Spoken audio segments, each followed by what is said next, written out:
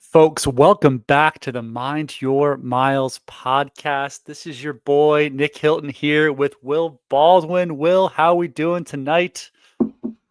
I'm so excited to be back with you, man. It's been way too long. I had so many people ask for us to do this, so I'm happy to be back in the studio with you. I am excited to be back as well, and we can all admit that it's my fault that it's been so long that we've been Always. away.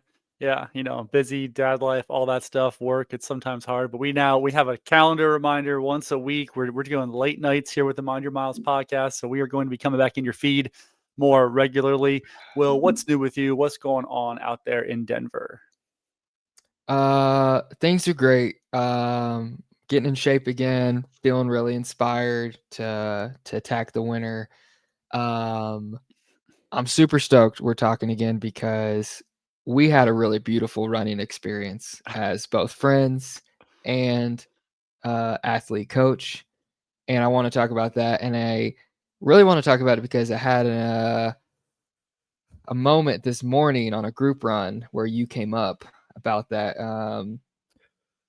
These guys started talking about chafing, and then they started talking about all these like crazy experiences or how bad. And this one dude was telling us how bad his butt got in this ultra and just different like horrible things we saw. And I was like, guys, I once ran 100. Well, I didn't run the 100, but I ran the last part of 100 with the guy, Nick Hilton.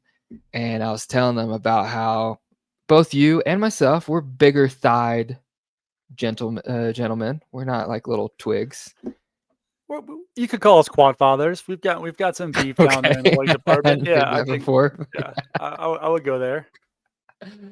And and I was telling them about how your big thighs rubbed together so much in your 100 that it just disintegrated the part of your half tights where your thighs touch, and your thighs had just rubbed completely raw and were just bleeding.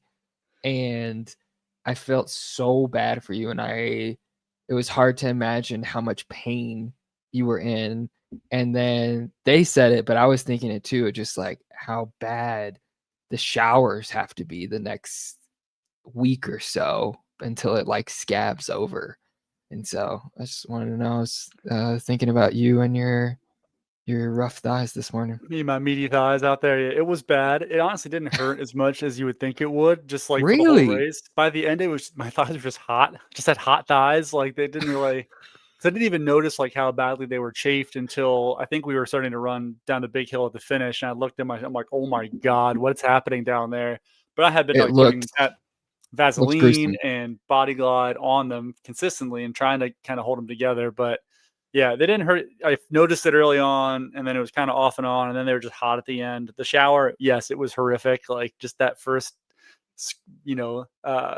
bit of scorching hot water to hit the thighs was not my favorite thing. But after 2 days, maybe it was bad. And I would say the airport the next day was not my favorite. Like trying to walk around and like, I don't have like I don't have like underwear that covers that full part of the thigh. So there's just constant, rubbing going on there. That was maybe the worst part of it was trying to walk around that airport. But we survived. The thighs survived.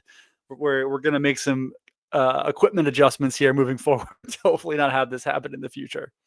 What are we gonna do? Half tights. I didn't wear half tights at Run Rabbit. I wore little Oh, 5-inch that's shorts. And right. because my Yeah. thighs are so beefy, it just kept causing them to ride up in the middle. And that's why I was having the issue. So I'm going to be going to some John G half tights with the liner, built-in liner, because I can't just do the half tight by itself. It shapes my ding dong. So we need the liner there to keep everything in place. So That's a real humbling experience for both of us because I think maybe a little bit more me than you, but there was a period in my life where my thighs didn't touch at all. They no, weren't not even even close. remotely. Yeah. You could put a And whole two hands in there and there was no space. oh I my mean, I god. was always a little bit thicker thighs, but like I Right. never ever had a chafing problem before. So it's a And relatively did new thing. several thousands of miles in my 20s in just little 2-inch split shorts with nothing there at all. And Correct. Yeah. I'm the same. I can't do that anymore. I'm not Nope. that little. I know there was a time in my life where I was like, "You're never gonna wear 5-inch shorts." And now I only wear 5-inch shorts with occasional dabbling into 7-inch shorts, and it's like we're just crossing all kinds of barriers here as we enter my late 30s. So Exact same. I have this giant drawer that just stares at me like the Green Goblin mask of just 50 pairs of 2-inch shorts that yeah, it just and same thing. I was like, oh, what kind of like what am I gonna go play basketball? Why would I ever wear a non-split 2-inch short? And now, dude, 5-inch 2-in-1s. yeah, That's that's that's game I'm over. eating that up. That's all I do. You're putting your gel in that little pocket on the Oh my thigh, god. like it's Lulu makes a 5-inch 2-in-1. It is and yeah, they got the phone pocket, gel pockets everywhere. And then you don't feel as creepy like if you need to go to the grocery store or something, like this that part of your life where you're like walking around in tiny little split shorts. That's gone. We're adults now. We have children. We can't do that. there is a time when it's just like all of a sudden you're wearing 3-inch shorts in a public setting. You're like, ooh, I don't know about this anymore. And it's somewhere in your early to mid 30s, but it's You're happened, too and now close to a it's school. You're just yeah, like, oh God, what am I yeah. doing? Can't do this anymore. It's just Yeah, 5 or 7 inches and 2-in-1s. It's we're breaking barriers here. We're in new phases of our life, and that's okay. We all have to yeah, accept we're these things. growing. Okay, so let's talk about the 100 miler. You ran Run Rabbit Run 100. I'm pretty sure that was your 100 debut, right?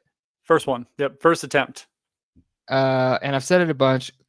Couldn't be more impressed. I thought the whole training block, but the race you executed so well. I ran the last 32 ish with you, and you ran most of it, which is pretty rare for the last 30 miles of a high altitude 100 miler. I mean, we were overnight up probably above 10,000 feet for most of it, and you were jogging a ton. Um, yeah, just so tell me, what do you remember from the race? How'd it go? I mean, it really honestly couldn't have gone much better in terms of just like execution. And I think like tons of credit to you for the build up and helping me prepare and giving me things to think about when it comes to like nutrition and heart rate and monitoring effort, and all of those things really I think played into having such a good experience. um, Another thing that plays into that is I'm not racing anything, so I'm not trying to like push the envelope. That it's when you're not trying to do that, it's like, well, I should probably slow down right now, and it's easier to convince yourself to do so when you're not trying to like, I'm not trying to run fast out here. So um, those two things played into I think having a good experience. But yeah, it was a great day. I mean, the chafing thing happened. There's always going to be something that happens, but You got overall, unlucky with weather. I mean, I got unlucky a little bit, but lucky in terms of when I hit the weather. So we Yeah, can kind of just I do got it. really lucky. Yeah, so it was a pretty nice day. It wasn't too warm. Got a little bit of rain early on. The course you climb up, you do like a 3,500-foot climb right off the bat, hiking up a ski slope and then this nice dirt road. And then you're kind of gently descending back down to about 7,000 feet over the next 12 miles. It's about mile 17 or so. And then you climb right back up to about 10,000 feet. And then it's a long descent down uh, to about the 50-mile mark. And so I see my crew, 3/4 of the way through this descent at 44, which was the dry lake aid station. I changed shoes there because I wanted something a little bit more cushy because my feet were getting beat up with the downhill. I, What were you wearing before and then after? I was wearing Tecton X3 before, which is what I had worn at my 100K, That's the one which with the booty. yeah, it's the booty carbon plate PIBA, Yeah. full PIBA shoe, and that feels great on the climbs. But just like that really long descent, I was just noticing like my feet were getting a little bit beat up. It's a 4 mil drop shoe. I went to the Mafate 5, which is an 8 mil drop shoe, and just has a little bit more stack, and that felt No great right plate. off the bat. It has a little plate in the forefoot, but not like a propulsive device or anything like that. It's more of a stability thing in the Mafate. And then I grabbed, I changed clothes a little bit, grabbed my rain jacket, or grabbed a jacket and put a jacket on so it's starting to get chilly. And then literally like 2 minutes out of that aid station, it just starts to downpour, like just straight up pouring cold rain. all over my new shoes that I just put on. The jacket, it wasn't my waterproof, it was a resistance. And then, that started, I was just soaking wet. And I got lucky because the rain more or less stopped when I got to the 50-mile aid station where you and Steve were at, and I was able to do a full kit change into dry stuff, and it didn't really rain again after that. So like I didn't really spend all that much time being really wet. So I think in comparison to other folks out there in the race who hit those aid stations at different times, like I think I just got lucky in that regard. But even with that, like we changed, took a longer switch there, changed clothes, got warm, ate food, headed out the door. It was still like just kind of business as usual, and didn't let like that like really get to my head and be like, oh my God, you're so wet, you're cold, this sucks. It's like, oh, this is just part of it. We're gonna go change clothes, get dry clothes on. You guys took those steps to get dry just in case I needed it. I have my waterproof with me just in case now. And so like mindset wise was able to kind of stay positive and keep moving. So it was good. Dude, that's awesome. Yeah. I was a little nervous because I was like there hanging out, kind of getting ready to run, and it was kind of raining a lot of the time. I was like preparing, and so I was like a little nervous about that. But then I got pretty lucky that it stopped and never rained at all when I ran with you. So it's pretty cool for me. Yeah, Um, it worked out. You got a great setup there. You got to see the sunrise, all that good stuff. Yeah. Freaking beautiful. We had a great time. Yeah. It was Um, fun. I got a couple questions for you. Run Rabbit's kind of unique of 100. Like it's not a traditionally fast course. Like a lot of elevation, high altitude. So why this race? Well, for one, I had Crude, a buddy of mine. Shout out Nathaniel Chan, field Love him.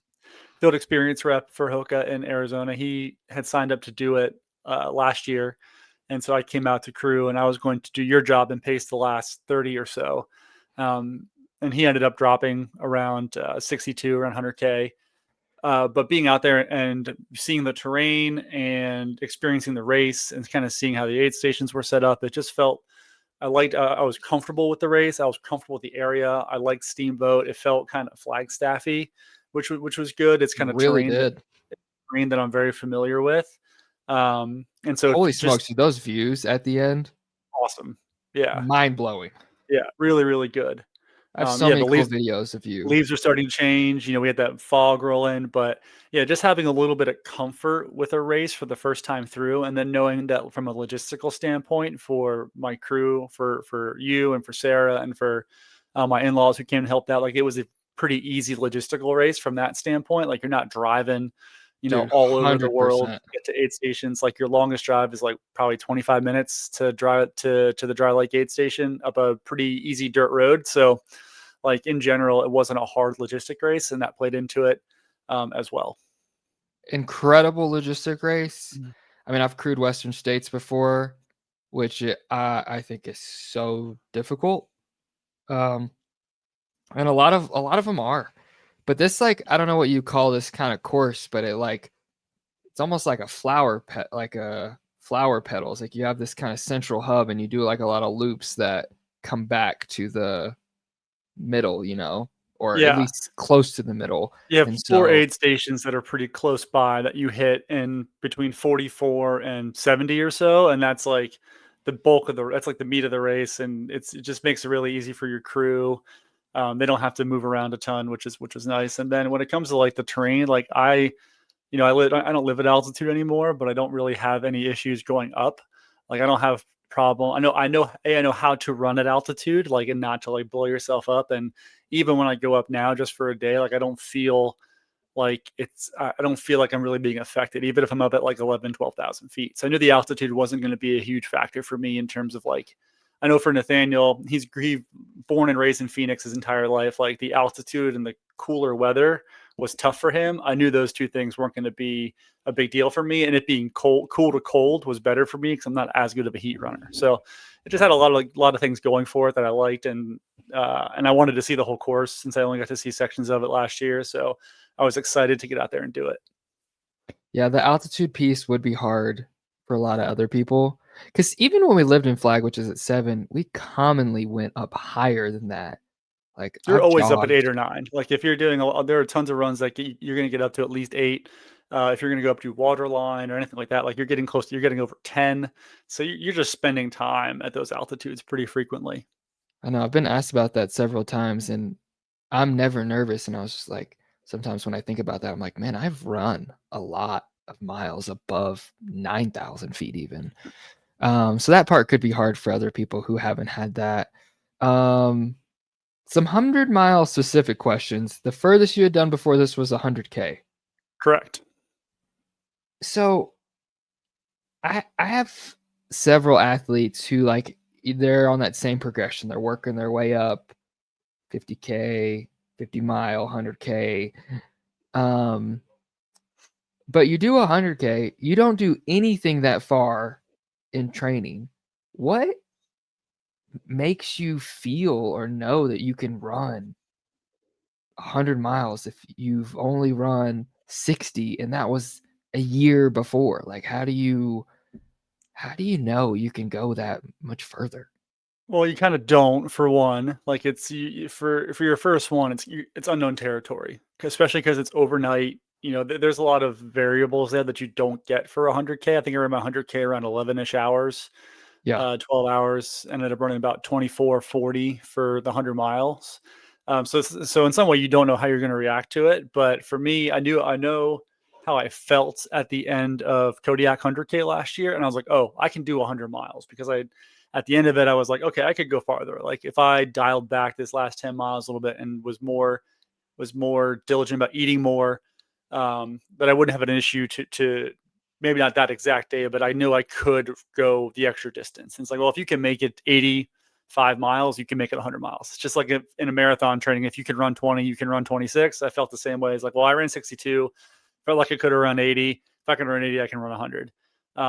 And the biggest variable is like, okay, you're going to be staying up all night. That's going to be different. Nutrition is going to be different too, and little things like that I knew were going to play a part. But I kind of felt confident after Kodiak that I could get it done.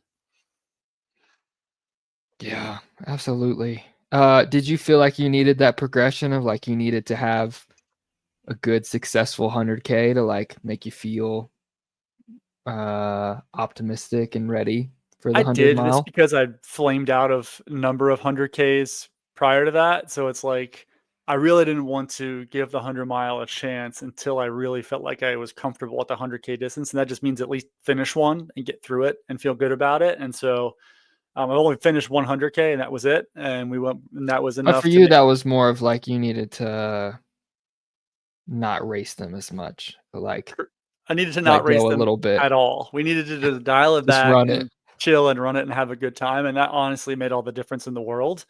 Um, and yeah, so that's what changed that. And so I personally felt like I needed that 100K. It would, and I think it's just hard to like go around a 50 mile and then just turn that around and just go double that distance. Like 100K is only 12 more miles, but it does feel like there is a bit of a mental, um, what's what I'm looking for? Like you clear a mental hurdle by doing something longer than 50 miles, even though it's only 12 more miles. So I felt like I needed that. I just needed to prove to myself that I could be better at these distances and I could be more, mature about running them. I could be more disciplined. And so I needed that 100K finish in order to do that. And I think letting go a little bit, I mean, it still made you very competitive. You were like, what were you like 14th or something? Or Yeah. And then if you pull out the elites, yeah, I was 14th. I would have been like 30th in like the elite race, I think. Not quite dead last, like 5 spots from dead last. So we'll take that. wow, that's pretty cool. Uh Dude, is that wild? Do you ever think of yourself as like two different people, as like being a former pro runner and then now like trying not to be competitive? Do you have to like kind of forget that when you're running a Yeah, race all the like this? time, man. I ran a road mile in Hawaii last week and I ran 450 and I probably could have ran like 445. I was really You conservative once early ran a on. half marathon that fast. At that pace, exactly, and that's like I was talking to Sarah about that. I was like, "Man, I used to do 13 miles that pace, and I did one, and I was hauling ass." And so, like, we're in a different time of life right now, and that's okay. So I do think about it a lot. And you just gotta. I've wrangled with it for a long time, and we've more or less let it go for the most part. So this is a different athletic being that I used to be. It's like you see a woman passing you on a trail when you're going like 10-minute pace and you just like want to yell at her like, I ran 14 minutes in the 5K. Exactly. Like, yeah, I'm Why the, are you passing me? I have my poles out hiking up this hill at 14-minute pace. It's like, yeah, don't judge me. I used to be somebody. It's kind of cool about running in that way. It's very cool because I mean, honestly, I'm not the only one who's doing this. There are other guys who have been, fast elites or elites to some degree who are kind of going through the same thing and doing the same thing. So it's a for those of us who continue on with running beyond our competitive lives, like everybody experiences it and everyone has to deal with it to some degree. Yeah, that's cool, man. It was really cool to be out there with you. I was so impressed how you handled that block. And it was just like a very professional execution of the race, man. Like you were dialed, you had your fueling, your gear, um, and there was no questions. Like you were finishing it, you were doing it. It was just like I was watching like a very. You could not tell it was your first 100, man. You were like a lot of expertise out there. So I was super impressed. It was super fun. Well, I mean, all the credit, and I felt this after the race, which is why I, cried like a baby for a little bit. Like, just so much gratitude, like gratitude for my body to being still able to do these things and still check off goals that I've had for a long time and still accomplish things and for my like huge support group, like yourself and Sarah, my wife, and my in-laws who came to help with the baby, and Steve, who was out there with you, helping crew and stuff. Like these distances, more so I think than other events, are it's not just a solo endeavor. There's more of a team to it. And just I felt so grateful to have, you know, you there and everyone there helping me out just to achieve this stupid goal of running 100 miles, and having you there for the last 30 was just meant the world to me. I've been telling everybody you're the best pacers anybody could have because of your ability to just not stop talking for like 10 hours straight. Like, it is such a skill and talent, and it's just like there is absolutely something to that just like I didn't really have to like contribute much to the conversation. I could just focus, and I knew you're going to keep going, and like that's just such a but it's such a good thing, and it just adds to the whole feeling of gratitude that I had after crossing that finish line. So it was awesome. Like, yeah, the execution was good. I knew I could do it. I knew I was gonna finish it. Like, there were no questions about that. Like, that's just how I was approached. I wasn't gonna fail this stupid thing after making people drive and fly out to Steamboat Springs, Colorado. Like, we're gonna get this Yeah, thing done. yeah, And that's just the way I approached it. And, there are always low moments, but, low moments go away after you shove some ramen noodles in your face and you get back out on the trail. And then it's just like, after it's a stupid little thing, but once I left the 100K mark, I was jog that bit on the road before you hit the trail again. And this guy is like, "Hey, can I jog with you? I'm going up to meet my runner." I'm like, "Yeah, sure, whatever." So he jogs with me, and we're just chatting for almost 2 miles. And it turns out like he knows a PT who was really good friends with my PT. So we just had this like weird connection in the middle of the night in wow. Steamboat Springs, Colorado. But it's stuff like that that makes these things cool. Like, you're just, you're talking to people out there, you're meeting people, and it's just a part of the whole experience, which again, um, puts more into that feeling of gratitude. Like, hey, this was such a cool thing. I met cool people. I had cool people around me. It Scott was just fun. Jurek cooked us hash browns at like 5 a.m. at Yeah. mile 80 something. Yeah, maybe like the best hash browns I've ever eaten. Like, they were legitimately incredible, just crispy and hot. It was freezing cold, like the sun had just come up. It was just That was like pretty cool. I was feeling pretty low at that moment because there's a long run into that aid station. You still have, you're out there for another like 4 hours after that. It's like, God, these hash browns are fucking incredible. And there's Scott Jurek. I saw Scott Jurek like 15 hours ago when I came through last time. He's still here fucking cooking hash browns. It's awesome. It's just a cool thing. Like, some ultra people get, the community can feel a little weird or nerdy or whatever sometimes, a little corny, but it is a really cool community of people, and trail people legitimately are awesome. Like, the vibes of these races are great. It's such an open and welcoming community for the most part. And like, I'm just appreciative of that and how supportive everyone is out there. Run Rabbit Race, the volunteers were incredible. The aid Oh stations my were god, incredible. dude. Like, the whole What's thing was really good. what's the main one? Olympic Village? Yeah, Olympian Hall. Olympian Hall. That one rocked, dude. there's all the little kids there, and they're all Yeah. dressed up in, like, bunny suits or other animals, and they were Yeah. all just, like, so helpful and kind and sweet and just getting us whatever we wanted, and yeah, like you said, there's weird parts of ultra culture, but there's so many great ones, and that race is, like, a prime example of it, and, yeah, it was such a cool weekend to be a part of, so 10 out of Well, 10, man. absolutely. Thank you for coaching me and continuing to coach me and supporting me. So we're on to the next.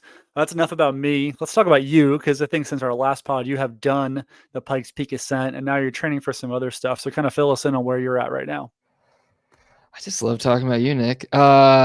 Dude, actually,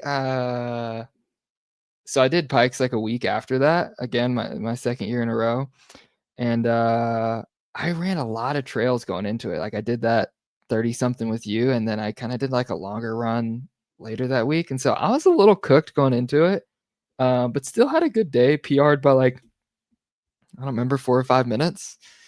Barely missed my goal of breaking 3 hours, so have to go back next year.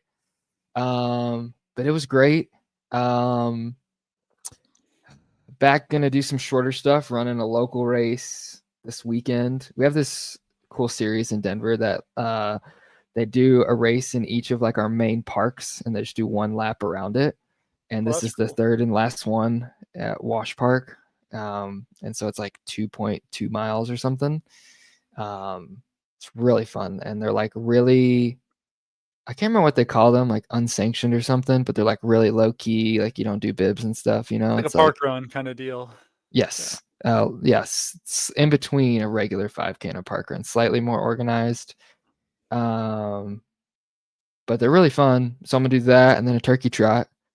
But I'm uh starting to feel good again. I was telling my buddy this week, talked a million times on here about how I had a really bad break in my leg like I don't know, a little over a year ago.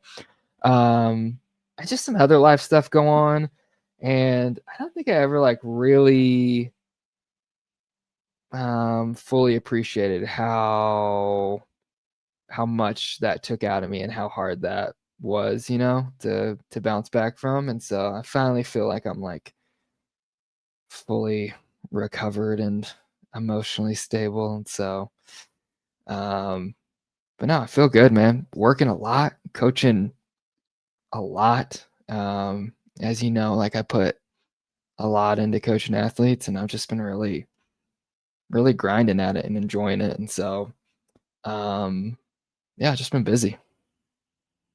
Love that. Love that. So what's the next big goal? I still want to break 2 in the 800. I think that's my big one. I would think I'm going to get on some indoor. I'm feeling fit. And then I think I'm going to run Boston. I can't this year. But I'm going to BQ. Hell yeah. I love that. As someone who's been thinking about getting a BQ at some point, like I love that you're in that space where you gotta go get one. So Should we do that's one great. together? Maybe we'll see. We can talk about that offline and see if we want to go after a BQ. You're gonna smoke me, but that's still okay. No, we'll just run Um, whatever we have to run to make sure we beat all the other applicants. I wanna go back real quick, and I'm gonna tease it for you. We have a special guest here that just entered the waiting room, so very excited to bring this man on. But before we get to him, I want to talk about the 800 real quick and what if anything right now, or what are you planning on doing differently in the lead up to trying to run a fast 800? Well, I mean, you know this better than anybody. The 8, you need a couple shots. Like your first one or two are like I don't even know what you would call it, but they just It's a rust buster. You got to get out there and yeah. feel it. Yeah, So I need a couple. I need to be pretty specific on training. It's hard for runners to like get out of the mileage aerobic mindset, but like it's very different. It's it's really where you're crossing over that like speed threshold of like this is a pretty different event, it is different it energy systems.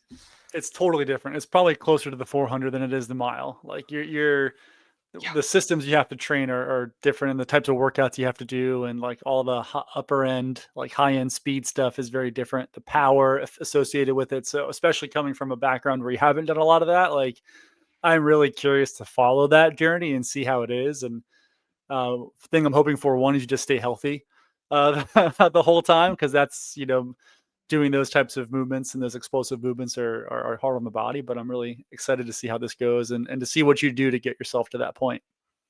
Probably got to have a more dedicated, focused weight room practice too, because like I feel like the strength can make a really big difference in that world. We need more dedicated weight room practice, and we need heavier weights. You got to buy some more plates. We got to be doing big deadlifts, big squats, maybe get in some Olympic style, some complex lifts in there. I think that's a huge, especially if you don't have a lot of explosiveness to begin with. Like you got to get that back. We get that back in a lot of ways in the weight room. So yeah, time to get beefy, my man. Let's do it. That's right. Busting out of those What's half tights. That's right. In the correct way, not Yes, in the the correct Nick way. Hudson way. Yes. Yeah. Let's talk to Danimal. All right, let's bring him in, folks. We are so excited to bring onto the pod for the first time, and hopefully not to the last, a good friend of ours, Mr. Danny Mercado, Oregon Duck legend, Flagstaff legend, LA legend, just a legend across the board. Danny, how the hell are you? Uh, can you hear me? I forgot how to do this. Well, I actually never did this before, but I had plenty of grad school webcam BS.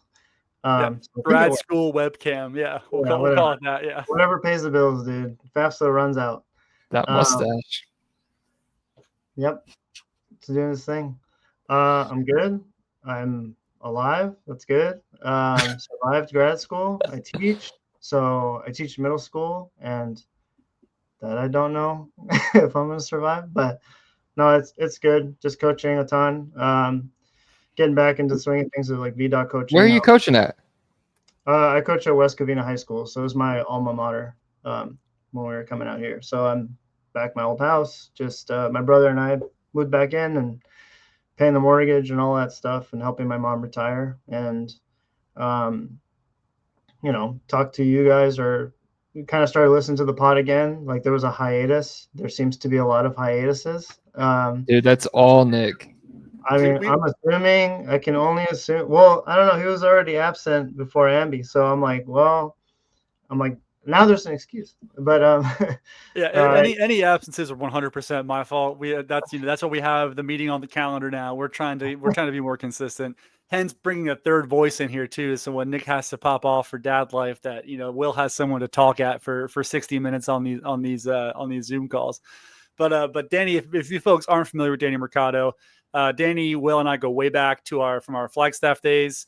Danny was a roommate of mine for what felt like a decade. It was probably like 6, 7, 8 years there in Flagstaff, it was a and lot Will of lived with like turnover, like roommate turnover, housing change turnover. I think we were on Cooper, and then we were on Verde Street, and then we got booted for some family, and then we ended up like Navajo Drive after that. yeah, Navajo. I remember that. That was, man, dude. I think I was talking to Will about this in Boulder when we were out there for Boulder running camp. But it's like Flagstaff's a place where if you're running, like if you're trying to like live the dream and do what you're gonna do, there's like a finite amount of time, because to me it just felt like there was no middle class. So like you were either a person who was rich and owned a house out there so that you can go up and vacation, or you're renting out, or you were like in the service industry.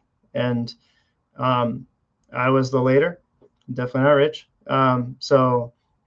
But that place, like at some point, it bucks you. Like you got to go to Phoenix, you go to Boulder, do whatever you got to do, move home, whatever you got to do, like after you're done. And that being said, that was like, dude, I mean, living with you guys was like a highlight for me for sure as a pro. Like I think there, well, very quick, well, kind of quick story, I guess, but um, when I was with McMillan Elite for like a year and a half or 2 years, and then I had retired the first time and was like working at Mama Burger, and I was like, all right, I'm just gonna GM. I'm gonna be the GM at Mama Burger. That's what I'm gonna do. And I think I did that. I was retired for like maybe 4 months, And then one day, Nick, Forrest, Vicente, this person Hillary Hayes, whose brother I used to race in California out here, and you guys walked in. I think maybe even Nick Arciniaga walked in. Basically, were like, "Hey, I don't know what you're doing, but if you want to join us for a workout, we're kind of doing this thing, and maybe we'll do club, but I don't know." And I was like, "Dude," I was kind of like, I was like almost like disgruntled like detective, where I was like, "Nah, I don't do that anymore," sort of thing. That's my past life. Yeah, that's a past life. I'll never do that again. But I was like, "No, sure, like I'll help out if people want help. Like, why not? I'll sacrifice my body. Why not?" So I think I went to a TRF practice and like in the dome and did like some tempo or some fartlek workout on the track. And I was like hacking up along, and Vince was like, "Dude, like Vince Sherry, like the owner of Run Flex, I was like, you still got it. Like you're a little fat, but you can do it. Like you can help out, or like we might be trying to do a club thing. Like who knows?" And I was like, "Yeah, I'll think about it." But like you guys got me back in, like back on the saddle, and then Will walked into when I was working at the Elbow Burger. Will walked in with somebody, and I don't know how he recognized me, but because I didn't know him at the time, he just like was walking up to like the counter. He's like, "Man, do you know who this dude is?" And I'm just like looking at him like, "Why is this fool? Like, who is this guy?"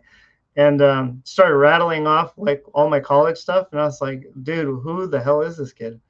And I was a big running fan. I think dude, this story is cutting to the core that, Danny is a person who loves to help people, and that's in his nature, and Will's just a creeper. So I think we really cut to the core of who these people are.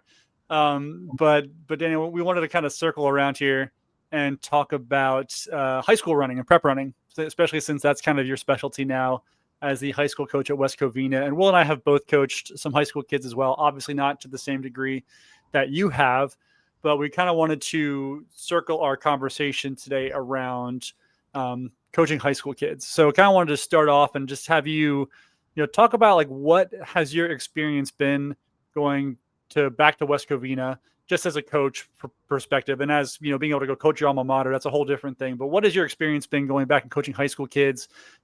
How did that live up to your expectations? How is it different from what you thought it would be? Kind of just talk us through that. So when I left Flag, I moved to Eugene for a couple of years because I just I didn't know what I wanted to do. I knew I needed to get out of Flag um, and be done kind of with that chapter. So I went back to Eugene because I thought like, well, maybe there's something here. Well, I don't know if it was like college involvement or anything like that. I had no idea. Worked in like a bar for 2 years, and then I talked to my brother who was the manager of the bar at the time, and I was like, I can't do this anymore. I'm like unhappy. There was like a point in time where I would park my car to get ready for a shift. I'd park my car, and then there's like a walk. You walk across these train tracks to get to the bar, and it's like maybe a 4-minute walk. And I knew that I had to leave when I realized like every single time I walked that walk, it was like the worst 4 minutes. It was like me really having to like I had to really get up for just like serving, and I was like, I can't do this anymore. So moved back home and was a substitute instructional aide. And I think I talked to Will about this too, because he was a teacher, and I was like, at the time he was a teacher, and I was like, I need to figure out what I want to do. And he's like, you should do teaching. Like, why not? Like, it's cozy job. Like, you get the summers off, you can train, like you can coach already. Like, why not? So I started on that path, and yeah, and I'm in my 6th year now with the group, and then 30-year teaching now, PE. So so far I would say it's it's definitely rewarding in that in kind of a different way. I think we've had to kind of figure out like the things that were like really important about the program. So my boss is still my old coach, and we still kind of carry like similar values of like, well, there is a purpose to like just trying hard. Like there's an intrinsic value in like, not in terms of like what you're going to get in terms of like results or in terms of like accolades or anything like that. Like I was just talking to one of my kids today. I was like, if your role is to sort of be the glue like Diego and I were, where it's more about holding court sometimes and like calling people out like in a moment where maybe they weren't ready to be called out, and just holding somebody accountable because you all want the same thing for the program, then you're doing it right. Like that's a value that we hold quite dear, and it's led to a lot of success. I think so far I have a kid that's going to go to Tulane, and she's done really well, and she's probably like she's the best athlete we've had at West Covina. I mean, she's the first 4-time well, hopefully, I don't know, fingers crossed, but she's the first 3-time state qualifier we've ever had in the program. Like Diego and I didn't do that. And how did you not? How did you guys not? Dude, California, man, it's hard. As a sophomore, my first 3 years, Diego was really good. Diego like took on to running and competing like really well. I was like more shy, sensitive, and I think I dealt with a lot of like, I'm never going to beat Diego. And then senior year, it was like I gave myself permission to like compete.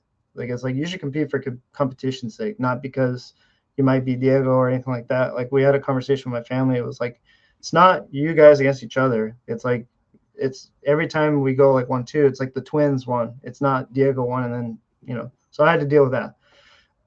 But California, nevertheless, is like incredibly difficult. And we were Division I at the time, based on enrollment and everything. So we raced all like the good people all the time. And, you know, it's not to say that Division II or Division III or Division IV are any worse. Like they are good. Like everybody's good.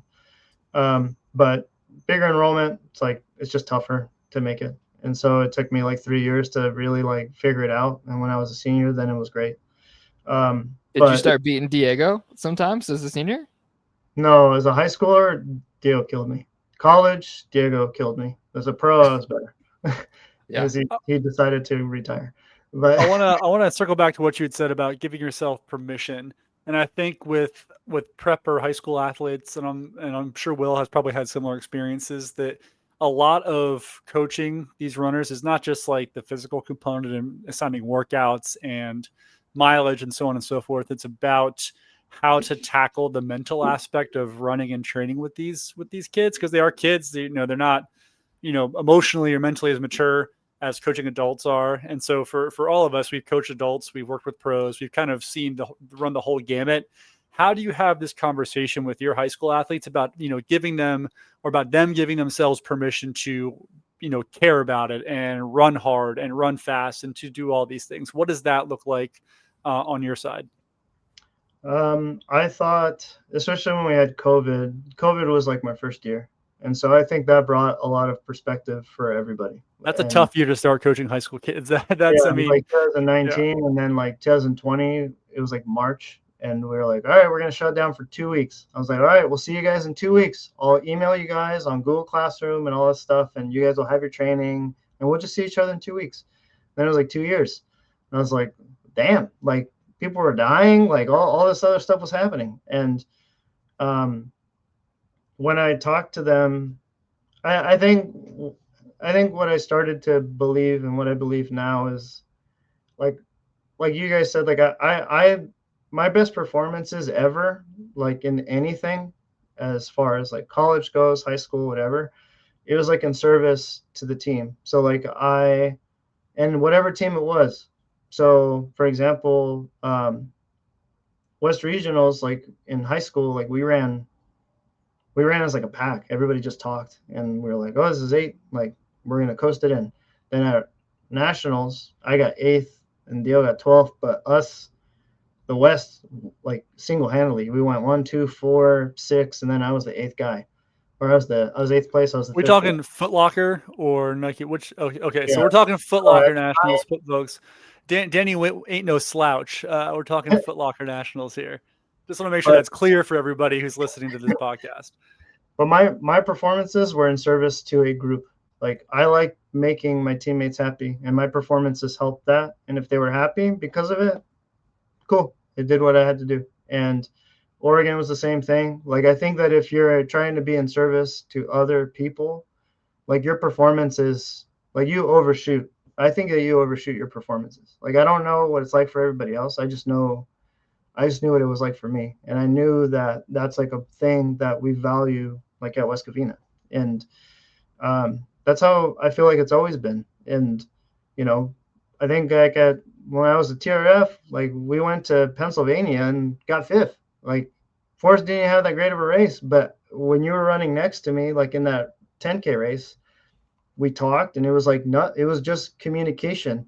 And we hadn't even done that. We didn't practice that at all. I just found you in the race, and to me, you were my security blanket. So like I just felt more confident like doing those things and like taking risks and all that stuff. And I think that that's what we tried to convey to the kids. Like they're going through a whole day of school. So like their whole day of school can be good, could be bad, whatever, right? But when they get to practice, it's like a place of safety. Like it's a place where they can go take a risk and fail. And, you know, I'm always going to, and sorry if I like keep referencing you guys or things that I've heard from you guys. But I honestly do have like a great admiration and respect for like how you guys coach and how you guys talk about these things. Cause especially when you're dealing with kids, like there's a million reasons why their day like might not be great. There's a million reasons. There could be a million explanations for why the performance doesn't go well. Like there's a million things that happen. Their boyfriend, girlfriend might have broken up with them, whatever. And I think when I started coming to it from an angle of like, it's okay to, like, you have permission to mess up like all the time. You will always have permission to mess up. As soon as you mess up, we can figure out why it happened and then like kind of go from there.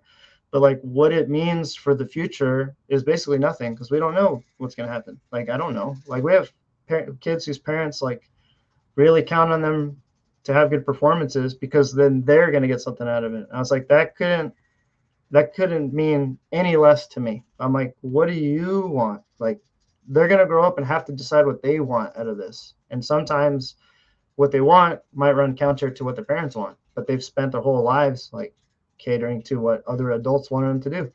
So you give them a little bit of permission to choose within the parameters of like what we set. They can fail, they can learn lessons, they can do whatever. It's like a safe space for them to do that. So when they screw up an interval or whatever, like Will talked about this in regards to, I think I listened to the podcast where you guys talked about workout paces and like how you're supposed to carry on like workouts and stuff. And he was talking about how like these things are like a range, like VDOT puts it in a range. So I give the kids kind of like, it's the compass, right? It's just like, dude, the compass is pointing in this direction. You might have to go around a tree. You might have to go backtracking, whatever. I literally used Go that find that analogy this frequency. morning. I use the I read compass all it. the I time.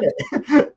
But it's supposed to just be pointing for it. It's practice. Like the race is the assessment. Practice is like, this is where you can mess up and whatever, but you're not like, it's like the Ingebrigtsens told Mike Smith, right? It's like, we're searching for the workout to give us an answer. And it's like, dude, like if I go into a workout, I already think I'm going to do well.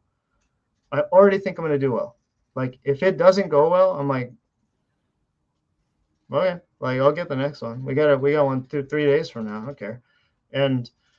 But I'm still moving forward. Like the effort was still there, right? So for them, they need to understand that like not every single workout is this do or die moment. Like, dude, some of them are like, dude, they're strides. Like you can mess those up and I honestly wouldn't even care. Like just do 6 of them, run hard 6 times. Just do that and then walk back. And they'll be like, well, what do I have to run it in? I'm like, who cares? Like, just don't flail. Like, just run fast. Like, how do you run fast? How do you run in tag? Like, when somebody's chasing you to play tag, like, you start freaking bolting, right? So there you go. Do that. Like, just engage in running mechanics. That's it. And we simplify it that way as much as we can, I guess. I got a couple questions for you guys. Nick, do you still work with any high schoolers? I know you've done Uh, some stuff in the summers and yeah, occasionally. Yeah, I don't have any on the roster right now, but I almost always have one or two high school kids at different times of the year. yeah. What is that? What does that look for you? I know you did your summer program a couple years, but Yeah, what's working with high school kids look like? for most of the kids that I work with, it's usually like an off-season program. So it's kids that I'm coaching in the summer, and then they'll take then I'll stop coaching them around cross country season, and they'll pick them up again in the winter. Most schools don't have like any kind of like organized indoor track or winter program, so and there's a couple of kids that I'll have in the summer and in the winter for a few successive years there. And that's obviously a different program than coaching kids who are like in season and competing. So it's a lot of table setting. It's a lot of volume and strides and reps and easy tempo runs, marathon pace stuff, maybe some introduction to some threshold and interval, just things to kind of set the table so that when it gets handed off to their track coach or whoever their cross country coach is, then they're fit, they're healthy, they're in a good spot to really go any direction that they want to go. So that's pretty much what my programs have looked like. I've had a couple kids, like private school kids from really small schools who I've worked with year round, and those are different experiences, especially with some of those kids, the parents were a lot more involved. And so that's a whole other, I'm sure, Will, you've gone through this too, like trying to, it's hard to communicate regularly, one with like a 15-year-old boy or girl, and to figure out what that looks like. And then it's hard to communicate regularly with a parent and to make sure everybody's on the same page with all that stuff. Obviously, it's probably much harder when you've got 35 kids and 35 sets of parents you're trying to level set with. So those experiences were always a little bit different. Yeah, I think I used to have a lot more similar setups like you, Nick, where I'd have people reaching out if I could help someone over a break or in the summer. The last year, I have brought on a ton of kids to work with through the season. And so, which is way different. Like you said, the communication piece is really difficult, but like navigating the year, especially like I have some really high level, like state champion, gonna run D1, Foot Locker, NXR kids. And so, or NXN, sorry. And so navigating that gigantic, super long season from like racing in August to December is like way different than, oh, let's get some foundational stuff and some hill work in the summer and get you ready. So that's been super fun but interesting to think about. Danny, what do you guys do and what do you think about when you're for your guys' team, like planning out the year? Because I'll have kids and they're like, oh, I have this invitational in like August and September. It's so important that I run so fast. And I'm like, is it though? You're trying to qualify for NXN. Like, who cares? Like, Yeah, that was cool breeze for us. Yeah. it's like in college, it's very common that if you're like a good runner on your college team, you don't race very much until conference, which for high school kids might be their sectional or whatever. Like until you get into like some of the postseason stuff, you may run one race. You don't even race them that serious. Your mileage is really high. Like sometimes there's these like early invitationals and kids are like, this one's so important. I'm like, not really. Like you got to race fast in 3 months. It can't be that important. Like, Yeah, I think we tend to prioritize like pretty early on, like the summer. We start our practices the Monday after graduation. So June wow. is like first day, and they're just turning into athletes. Like a bunch of them can be like eighth grade going to ninth grade, and like their mom made them come out or something like that. And we're like, all right, well, you're gonna do bear crawls or something. Like we're gonna athlete you up before we talk about the races and stuff. Yeah. And but when we do talk about the races, like some people have like Becky has the things that she was kind of eyeballing, and we were kind of like, well, we should give her an opportunity to race like some good people and stuff. Like we can't just send her to some invite where it's like we're not really going to get anything out of it. because she needed to practice like racing against like really good people. Like she can time trial whatever. And like the thing is like we have league meets, like we have all this other stuff that's happening in California. So like even minus invitationals, like schools have league meets, and that's once a month. So it's like September, that's one in October, and then league finals is probably early November. And you have at least like 1 or 2 invitationals like every month. Like so they're running 8 of them.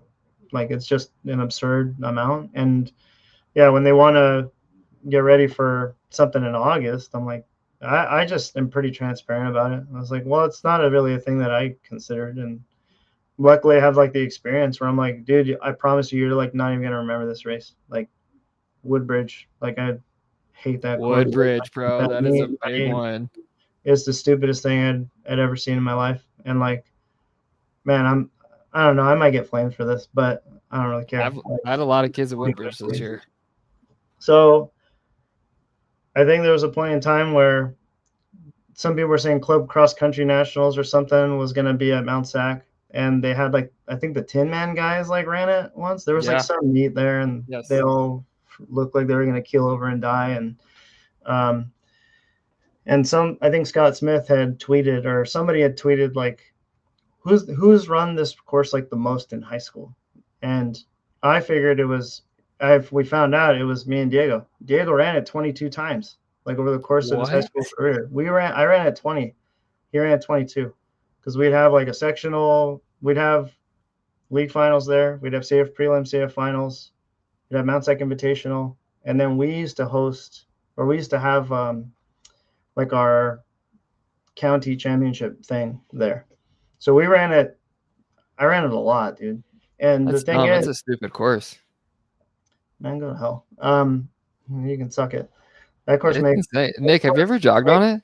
Dude, that course. Mount Sac course, yeah. When I've done like going for like the relays, yeah, I've jogged out on the course a little bit. Yeah. That course is stupid, right? That course makes pretty stupid, yeah. Man.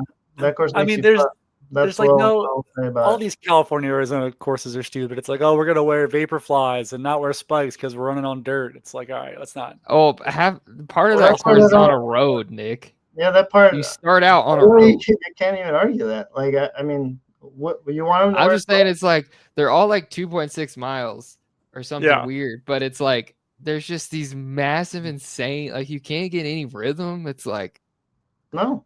That part's cool. No rhythm is cool. Cross country isn't about rhythm. I don't like that at all. I don't care about you having rhythm. Doesn't matter to me. Like Give me a golf course all day. My argument is always, because they changed the course now and they took out the second hill. They took out Poop Out, and now you finish on the track. And oh wow, I'm not a fan of it. I also know that, like, I don't know. To me, because it has so much history, like, to me, it didn't matter that it was like 2.9 whatever. I didn't care, because I knew that Ryan Hall ran it. I knew that Mo Trafe ran it. I knew that Jeff Nelson had run it. I knew like the Malister twins have run it. I knew all these really, really good people that have run the course. So I knew that I was racing against them too.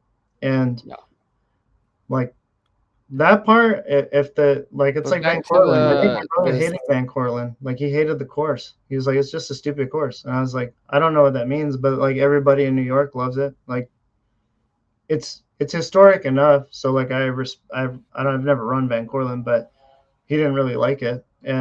But he knew, like, well, everybody respects it at least. So like, at least I ran on something that everybody respected. And yeah, I don't know. I think if you're trying to qualify for like the race in Edinburgh, Scotland, like, that has hay bales in it. Like, that has mud in it. That has big hills in it. Like, how can we prepare our next, like, nation's greatest runners? Like, if we're always going to cater to something fast, like, they're not going to run anything fast if they're competing against the rest of the world. Like, they're not going to. They're going to wear spikes. They're going to have to tape them. They're going to have to race in mud. They're going to do that in the NCAA. So, like, why wouldn't we prep them for that now? And now, here's a rabbit hole we could dive into for days, talking about cross country, not about I'm really excited. people running cross country for times and speed rather than running for just to compete and whatnot. Don't don't get old man Nick started on this Yeah. on this topic, because we could go for quite a while. No, and I understand stuff changes, and like going back to, you know, like Becky, like we're pretty transparent in terms of like, look at, we'll run these, but you should just understand that the goal is December. The goal is like the state championship. The goal is like that weekend. So whatever you get out of this, like you need to understand that it's a stepping stone to something else. And we're not going to, we're not tapering for this thing. Like we're not doing anything with it. You have a plan that you're going to execute, and that's it. Like whatever you get is whatever you get. And she understood that. And I think a lot of people tend to understand that. I think I've had more success with just kind of being transparent about those things and not telling them, like, I'm not framing it in a way it's like, I don't care about this race. Like, we care about everything that we compete in, but there are other things at play, and you're not going to remember this part. Like, if you have a bad time after, like bad season after, like we can definitely look back on this, but is there anything you guys do specifically? Like, do you guys ever hold people out or do a workout instead of racing stuff? Is there anything you guys do no. to help people run faster later in the season? No, like there haven't been. We usually have like ample time in between some of the meets. I think, we, like Becky's in a position where the league meets are more kind of like, well, we're gonna treat this as like a session, and um, and you're gonna run the first mile like really hard.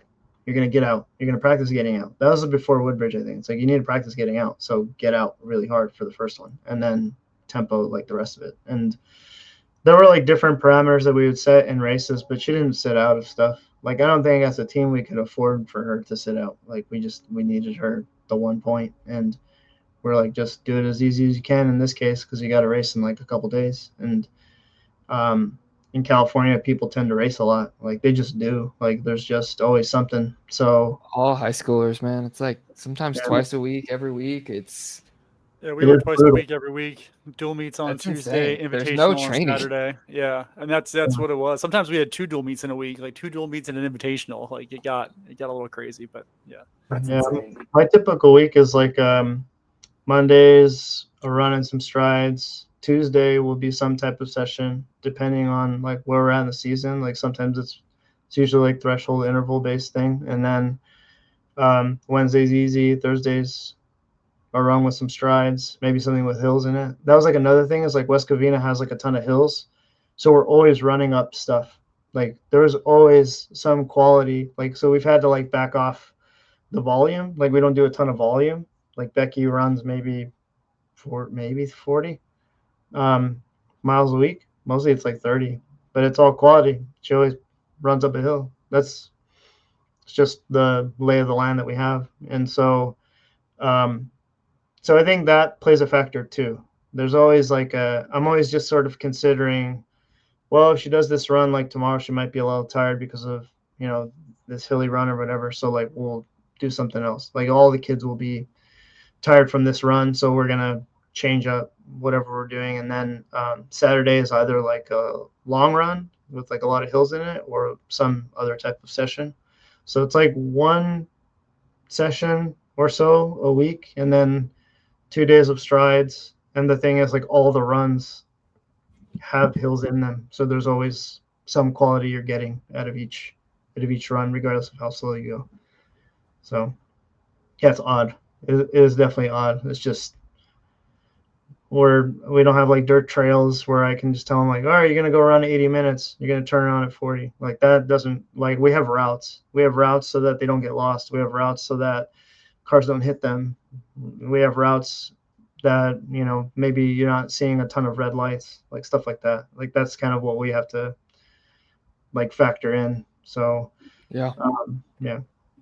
Nick, you got anything else about high school running? I mean, I always have something else on high school running. I think I loved everything Danny said about one, like the mileage thing. Like 30 miles a week, 40 miles a week is fine. Like the terrain's hard. She's getting a ton of work out of that. I think that's super valuable for a lot of high school kids. Like mileage doesn't have to be the end all be all. And that's sometimes, I don't know if you run into this at all, Will. I've run into this with some kids that I've coached. It's like they just want to do a ton of, like, they just want to do volume. I want to run 60, 70 miles a week. And it's like, what is that necessarily servicing? Like, are we just doing mileage for the sake of mileage? Like, if we're doing that much mileage, or what are we taking away from something else? And I always had this conversation with kids or with parents or with both. It's like, hey, like, we don't just want to do volume for the sake of volume. Like, you're going to have plenty of time in your running life to run a lot of mileage if you want to run a lot of mileage. Like, I want to make sure we're setting you up to be able to compete well this season, but also have room to grow, in future seasons and in college and post-college, things of that nature. Like when you're coaching a high school kid, you're not just coaching him or her or they for now. You're coaching them to be successful and to fall in love with the sport, to be able to have it for the rest of their lives if they so choose. And I think, there are always high schools, when I was competing, who were like, oh, these kids are doing 100-mile weeks. But those kids were never that good in college. Like, they were never really successful in college. A lot of them burnt out shortly thereafter. And it's like, it was maybe they were very good in high school and those teams were good and competitive and winning state titles, but those kids burnt out. They fell out of love with the sport. They didn't have success beyond that. And so in my mind, it's like, we need to set kids up to be good and enjoy and be competitive now. But more importantly, we got to set them up to be competitive in the future, if that's what they want to be doing. Nick, I literally had this exact conversation, like word for word, with a kid 1 or 2 weeks ago who had broken 420 as a freshman and never really runs out of the 30s. And he was like, it's exactly what you said. There's always some kid in your state that's like posting on Strava and running 80 miles a week. And he's like, should I be running 80? I'm like, dog, you broke 420 as a freshman. Like, you're doing it right. You got it. That's the set, man.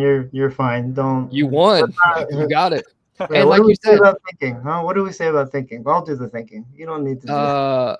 Like you said, we all know those kids who did that and ran high mileage in high school. It never works out well. I've never met one of those kids that kept running in college and were like super motivated. I don't think it's good for your body, like just while you're developing. And I think for boys in particular who are developing a little later than girls as well, like you're not fully formed as a sophomore, junior, senior in high school. I think it's worse for girls. I mean, what girl high school phenom have you? It's like a 1% rate of them that go on. Well, you catch a lot of them that are good, like in the beginning. You catch a lot of them that are like really good in the beginning as like freshmen or whatever, and then time moves forward and all of a sudden like they're not as good as they were. Like they're not replicating like freshman performances, and part of it is like training. Part of it is, well, I don't know. I mean, I don't want to bash any coaches, but like in the past, I've seen coaches that had girls that were really promising and like put a ton of mileage on them. And like you said, it's like they realize like, I don't like this. I don't like this at all. I don't like doing this. I'm not looking forward to practice. And then all of a sudden their performances dip or they get hurt. And as a freshman, like the bone density is not that great. It's not that high because they're still going through puberty. And it's the same way with kids. So like you're a kid that's saying that he wants to run 80. I'm like, dude, like you still got to be eating your Wheaties, man. Like you don't know what's going to happen. Like everybody assumes that volume is like the answer, and it's hardly the case. In the season, there's just no place when you're racing that much. Like maybe in the summer if your body can handle it. But yeah, and if you're racing well, like this kid is on fire. It's like you don't need like I wouldn't mess with anything. Like, yeah, like we don't even know what's going to tweak. Like you have no idea what. It is so empowering too to have somewhere to go of like, okay, yeah, now if we get stuck at 420 for a while, it's like, oh, maybe we twist that dial and we go up in the 40s, or maybe we add something else. Maybe we add a cross training day or something. But, and when you go to college, it's like, oh yeah, now I have a thing I could do. I could run more. I love that analogy, the twisting of the dial. And like the last thing you want to do with any high school kid is twist the dial too far to the right and you can't twist it anymore. Or like, turn all of them. Yeah. It's like some people just like, let's throw all this stuff. And it's like, just add one thing, see what that does. Mm-hmm. Yeah, there's especially with high schoolers, like there's so many things there's so many, especially if like the kids are freshmen. So like there's all these like new stimuli that's coming through. Like not even just from like a runner's perspective, but he's a high schooler now. So there's all this other stuff that's like really exciting for him and like in life. So if you're throwing everything at him, like we don't know how he's going to react to like high school life first and foremost. And then you're adding all the running on top of that. Like it's just, that can be, if you add all the running on top of that, like that can be really overbearing. And all of a sudden, like the time management sucks or like they're unhappy or whatever. And then the performance dips. Like I think the thing that I wanted the kids to always understand was like that there is somewhere else to go, like after high school. Like, yeah, when you're approaching the end, like you're gonna be sad and it's bittersweet, but it's like nice to grieve. Like it's nice to have that, you know, to have loved it. Like that's cool.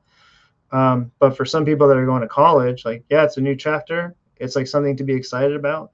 But if you like hate running because your high school coach like sucked and like just made it unbearable, then your college coach is like not going to necessarily be the solution unless they have like a really serious conversation with you. That's like not training based. It's like, are you actually happy? Like, is this really what you want to do? Because um, I think it's hard for kids to admit it. Like whether they wait till like it's too late to be like, yeah, I wasn't having a good time, and that's been Bro, my the furthest I ran in high school was 5 miles, and I maybe did it twice. damn. Did more than that.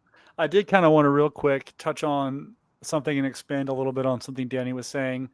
And I don't know if you guys have run into this. I'm sure you have, Danny. Will, I'll be curious to hear your input here. Is thing one is that with especially with high school kids, like you don't know like what's going on with their lives, like outside of the time that you have them at practice, Danny, or you're talking, or that Will and I are talking to them about their running. Like we don't know what's going on with their home life. We don't know what's going on with school. Like there's all these outside variables with kids that are that are challenging. And like as a coach, you want to be supportive and a sounding board, but and especially I think for Will and I as like the online remote coach, that it can get a little like I've had some kids, be pretty emotionally honest with me at times, and I'm just like, I it's I'm not necessarily equipped to be the guy to handle this. But then there's also the variable. It's like I'm a paid coach and the parents are the one who's paying me. And so the kids, if sometimes they're having a tough time or like they come off a really bad performance or their running's not going well, and you know, they are emotionally honest and they maybe say things that are worrisome. And so I always felt it was part of my job to inform the parents, but there's this weird trust thing there. Like how like those relationships with kids are different than the relationships you have with adults that you coach. Like it's just like they implicitly they trust you as a coach differently. There's something else there. Will and Danny, I'd be really curious to hear. And for me in those situations, like if anything comes up like that, I'm just like I'm talking to the parents or whatever. I'm like, hey, like just so you know, this is what your kids saying, this is what they're saying they're going through. Like I'm just an online coach. I wanted to make sure you're aware of these things. And so I'll be curious to hear if you guys have experienced these situations or how you've handled them, because coaching a high school kid is just so much different from coaching a 45-year-old guy trying to run a BQ. It's just that they're a totally different being. They're just couldn't be on more different planets. So I'm just curious how you guys have handled those things or have had those conversations and how that looks like. I mean, I taught for a long time, and so there's pretty good guidelines on like when you involve other people and when you talk to parents about things, and so I feel pretty good about that. Yeah, and so yeah, you got to keep the parents dialed in, and parents can always have access to our VDOT so they can see comments and stuff, but I guess kids can still like send you an email just one-on-one. But yeah, you're always riding that line of like you being that. It's like the bittersweet part about this job. We're often like kind of therapists who are untrained and unqualified. And it's different with adults. Like if you having I've had some adults who have just, on a phone call, just totally dumped on me about, their marriage or other things that are going on. And it's like every day of my life. can totally handle that. That's its own thing. But yeah, the high school kids are definitely different. Danny, what do you think? What are your I thoughts haven't there? had as many though. High schoolers or like older folks dumping that stuff on you? High schoolers. Yeah, I think we're, as teachers, like you're trained to be a mandated reporter and everything. So if there's something that comes up that where it's like now you're concerned about the safety, well-being of the child, like that's your responsibility at that point to like inform the parents. And I know that the trust thing is there, but again, it's like if they're confiding something in you and you feel that their safety might be in jeopardy, then at that point your responsibility is to inform the parents. For us, it's like we have to inform like school psych, I guess, or a counselor and stuff like that, so that they can kind of do an intervention of some kind. But I am similar. Like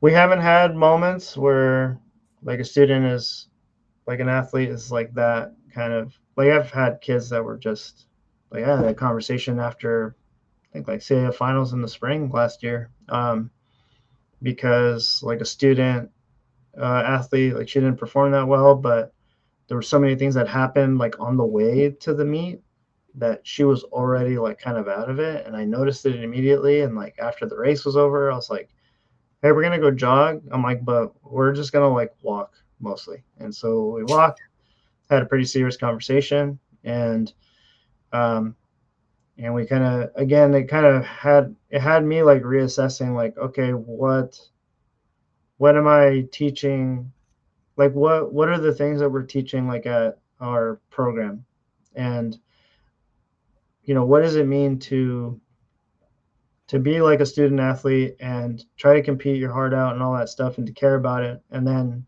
with like no guarantee that it's going to work. Like how do you have kids like navigate that without making it like their be all end all? And I think preemptively having those conversations like helps a ton, gives them perspective that they otherwise wouldn't have had, because right now they're young, so everything is like the most important thing they've ever experienced in their lives. And we have to kind of give them perspective, like running isn't everything, like at all. Like you're gonna remember the bus rides, you're gonna remember going to your friend's house for dipping in the pool and having a party or whatever. Those things are more important. The performances, I'm like, dude, I don't care. Like I'll love you either way. It doesn't really matter. Like you're still you, you know, you're still the same kid you were before the race. Like it doesn't matter. I don't care what anybody says about that. Like if somebody's got a problem with that, they can talk to me about it. But it doesn't change who you are. And that I think is like pretty important for them in terms of navigating high school, but also like going on to college. Like you're gonna get recruited. Some kids want to say the right things to the right coach, and those coaches can kind of see through you, like if you're just being kind of performative about it. So if we're teaching them to kind of have that perspective immediately, like initially, like I had that conversation today. I was like, you're not tied to your performances. Like you'll never be tied to your performances. Like I'm not. Like I said, my career is being of service to my team. That was it. Like that is what I'm You're known for. not tied to your performances. You can just tell people you ran whatever you want. 64-minute half marathoner, Danny Mercado. Yeah, and these are the two guys that I was like, dude, if we just had him on a diet, he would have been a 212 guy. They're playing that part all the time. It's inspiring. Danny, you're honestly probably like a 208 guy by talent level. Let's be honest here, buddy. Well, now we got to lose 60. All right, now we got to lose 60 pounds. If we're looking at pure talent among the three of us here, there's one person here who stands out. And it's not me. And it's not Will. It is Mr. Mercado for sure. Oh, you're saying the guy who ran 5:04 in the mile wasn't talented? That's more or less what I'm saying. Yeah, but wow. All right. Yeah, I love that point about like you are not what you're like. This isn't life or death. Like you're not what your times say you are. And I think like that is such a hugely important thing to get across. I mean, to any athlete, but particularly to young athletes who are going to maybe ride the highs a little higher and ride the lows a little lower. Like, getting that across early on, I think is super important. Will, any other kind of final takeaways, thoughts on this before we conclude for the evening? No, I think it was super helpful. I think we're gonna do some more high school stuff in the future, like make some stuff that could be helpful and talk about that process and journey. But no, it was great. Sorry if Awesome. I talk too Danny, much. any final I thoughts? ramble. Anything you want to say here? I'm super glad that we got to do this, and like I said, I'll reiterate this, and especially the last like 2 weeks, you guys have been in my car on the way to work. You guys have been in my ear like on a run. You guys like I don't know that I'm who I think like from a mental side and like I said like from a team side like I think I have some stuff handled like I'm good. I feel like I can consider myself relatively like an expert. But I did yeah you guys have no idea how much like you guys have changed like my coaching life and just how I regard like other people, how I regard my own career like um yeah, I mean super happy that I'm here. Super happy that I get to talk to you guys again. I missed you guys so much. Like you guys have no idea how much I've missed you guys, man. Like it's so good to see your faces. It really is. So I'm super thrilled. Absolutely. It's been fun having you on. Hopefully we will have you on in the future more to get Danny's coaching insight. We got to get more into Danny's coaching philosophy. So I think on a future episode here, we got to really dig into the Danny Mercado philosophy of coaching and see where he comes from and how he approaches things. I think that's going to be a lot of fun. But I think that's going to do it for tonight's episode of the Mind Your Miles podcast.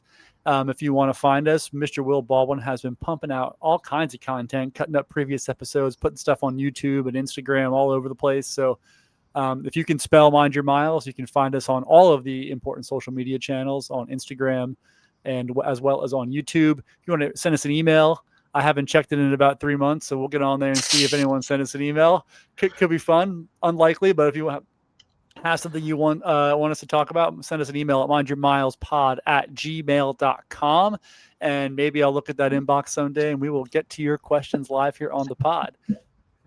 For Will and Danny, my name is Nick. Thank you so much for listening to the Mind Your Miles podcast, and we will see you next time.